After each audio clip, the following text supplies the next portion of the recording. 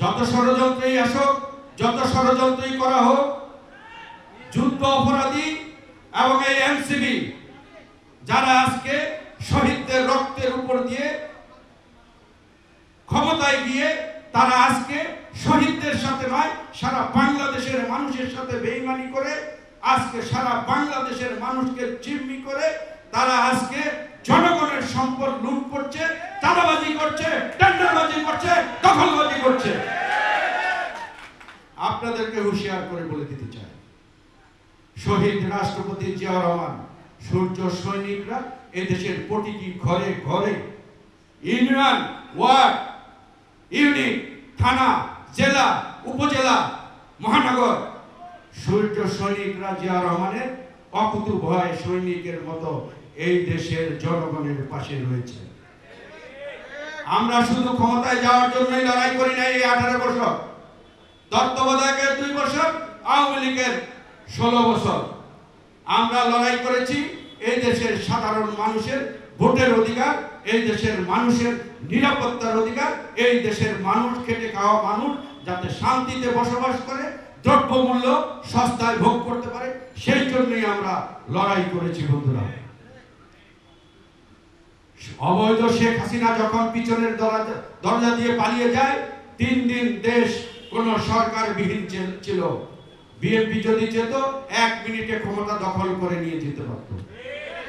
কিন্তু বিএনপি, আমাদের নেতার নির্দেশ যে বিএনপি কখনো দখলবাজ নয়, কখনো সন্ত্রাসী করা যাবে না, দখলের রাজনীতি বিএনপি কখনো করে না আর করবেও না।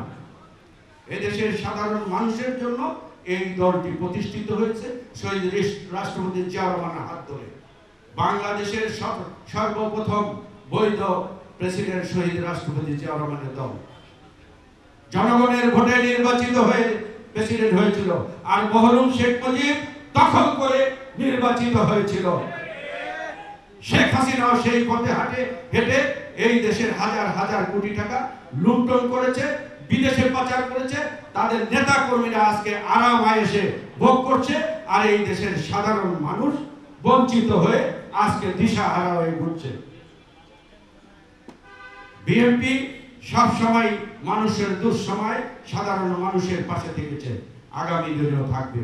আমাদের কথা স্পষ্ট, আমাদের নেতা সালাম ভাই আমাদের 13 আসন থেকে নমিনেশন কনফার্ম হয়েছে এবং উনি নির্বাচন করবে।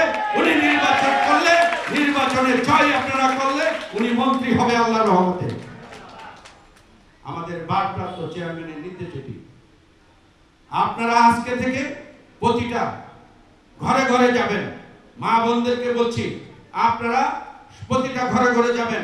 যারা ভাইরা বন্ধুরা আমাদের দলের নেতা কর্মীরা আছেন, প্রতিটা নেতা কর্মী সাধারণ মানুষের পাশে যান, ভোটের জন্য ভোট চান, মানুষ যাতে শান্তিতে থাকতে পারে সেই দিকে আপনারা কাজ করুন।